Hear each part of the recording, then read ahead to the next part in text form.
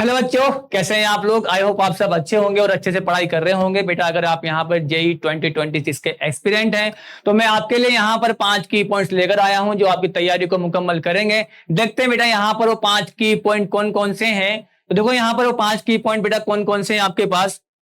देखो यहाँ पर वो 5 की पॉइंट बेटा आपके पास है। यहाँ पर क्लास नोट्स है, डीपीपीज है, मॉड्यूल्स है और साथ ही साथ पीवाईक्यू है और बुक्स है।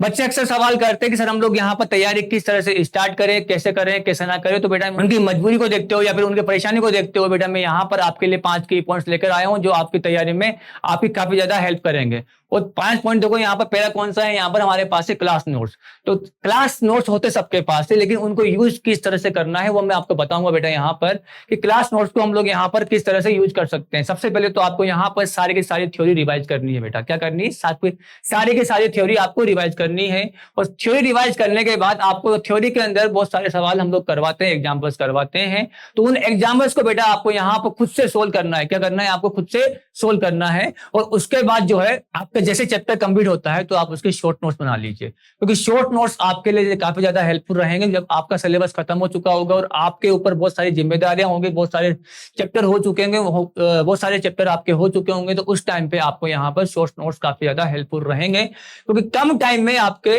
पूरा चैप्टर रिवाइज हो जाएगा। उसके बाद लेकिन ये शॉर्ट नोट आपको बेटा कहीं से कॉपी नहीं करने। पता लगे आपके दोस्त ने आप शॉर्ट नोट्स बनाए, आपने वहां से लिए किससे, बेटा भाई मेरे भाई जो है मेरे को शॉर्ट नोट दे दे अपने और मैं उससे रिवाइज कर लूंगा। नहीं, ये शॉर्ट नोट आपको बेटा खुद की जिम्मेदारी से बनाने हैं, खुद की हेल्प से बनाने हैं। उसके बाद बात करते हैं डीपीपीज की। अब देखो यहाँ पर आप डीपीपीज को किस तरह से यूज कर सकते हो। जैसे ही आप लेक्चर खत्म होता है आपकी कोचिंग वाले आपको यहाँ पर डीपीपी दे देते होंगे। उन डीपीपी को आपको बेटा यहाँ पर डेली की डेली सोल्व करना है। डेली की डेली सोल्व करने के बाद अगर उसमें आपको डाउट आते हैं तो नेक्स्ट डे जो है आपके टीचर से आप उसको डिस्कस कीजिए ताकि आपका वो doubt hand to hand clear हो जाए। ये था आपका डीपीपी का यूज। डीपीपी के अंदर हम लोग कुछ कॉन्सेप्ट ऐसे डाल देते हैं जो हम लोग क्लास के अंदर नहीं करवाते हैं। तो बेहतर है कि आप डीपीपी जो है बेटा डेली की डेली सोल्व करें। बात करते हैं उसके बाद हम लोग किसके बारे में, मॉड्यूल के बारे में। किसके बारे में बात करने वाले बेटा, यहाँ पर हम लोग मॉड्यूल के बारे में बात करने वाले हैं। तो देखो मॉड्यूल को हम लोग किस तरह से कर सकते हैं। यहाँ पर मॉड्यूल के लिए, मॉड्यूल में भी हम लोग क्या करते हैं, डेली जो चैप्टर पढ़ा रहे हैं, जो चैप्टर हम लोग पढ़ा रहे होते हैं डेली के डेली, उसके अंदर हम लोग क्या करते हैं, क्वेश्चन मार्क करवाते हैं। सर कि बेटा आपको यहाँ पर ये क्वेश्चन करके लाने हैं, तो आपको डेली के डेली वो सवाल करके लाने हैं। अब बच्चे कई बार ये सवाल भी कर देते हैं कि सर कौन सी कोचिंग का मॉड्यूल हम लोग फॉलो करते हैं।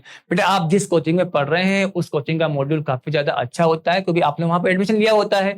तो सारे के सारी कोचिंग के मॉड्यूल जो होते हैं बेटा काफी अच्छे हैं। तो आप किसी भी कोचिंग का मॉड्यूल फॉलो कर सकते हैं, उसके अंदर आपको सारा का सारा कंटेंट मिल जाएगा। अब यहाँ पर जब लोग यहाँ पर बेटा जब हम लोग यहाँ पर मॉड्यूल को सोल्व कर रहे होते हैं तो हमको कुछ डिफिकल्टी आती है, तो उसके अकॉर्डिंग हम लोग क्या करेंगे, यहाँ पर क्वेश्चन को इजी, मीडियम और टफ कैटेगरी में कैटेगराइज करेंगे। लेकिन वो आपको खुद को करना है। आपके अकॉर्डिंग वो सवाल टफ हो सकता है दूसरे के अकॉर्डिंग वो क्या हो, इजी हो। तो आपको अपने खुद के अकॉर्डिंग जो है उस सवाल को टफ, मीडियम और इजी कैटेगराइज करना है। और अब जब आप रिवाइज करो तो आपको केवल मीडियम और टफ सवाल ही रिवाइज करने की रिक्वायरमेंट पड़ेगी। इवन मीडियम भी नहीं कर पड़ेगी, आपको टफ सवाल रिवाइज करने की रिक्वायरमेंट पड़ेगी। डाउट जो आपको आते हैं उसको आप मार्क कर लीजिए ताकि आपको यहाँ पर जब आप रिवाइज करो तो उस सवाल को आप जरूर यहाँ पर कर सके। ठीक है बच्चा। बात करते हैं यहाँ पर पीवाईक्यूज की। तो पीवाईक्यू आपको जरूर लगाने हैं और पीवाईक्यू जो चाहो तो आप अभी साथ के साथ लगा सकते हो या फिर आप जो है पीवाईक्यूज को बेटा यहाँ पर नवंबर में स्टार्ट कर सकते हो। सबसे पहले आपको जेई मेन वाले पीवाईक्यू लगाने हैं, उसके बाद एडवांस वाले पीवाईक्यू लगाने। कहाँ से स्टार्ट करना है सर पीवाईक्यू लगाना, तो 2025 से आप स्टार्ट कीजिए और कहाँ तक चलिए, आप 2019 तक चलिए। 5 साल के अगर आपने यहाँ पर पीवाईक्यू लगा ली तो आपके लिए मोर देन एनफ रहेंगे बेटा वो। ठीक है। अब बात करते हैं यहाँ पर किसके बारे में, सर बुक कौन सी फॉलो कर सकते हैं।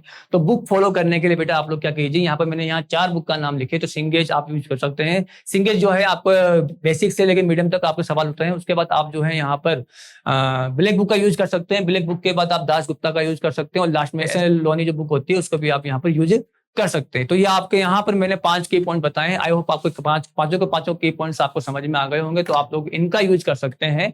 बाकी आपको जो बेस्ट लगता है वो आप कीजिए, लेकिन जो 5 की पॉइंट बताए बेटा आपके फायदे के लिए बताए गए हैं, तो आप इनको जरूर अपनी अमल में लेके आइए। Thank you very much.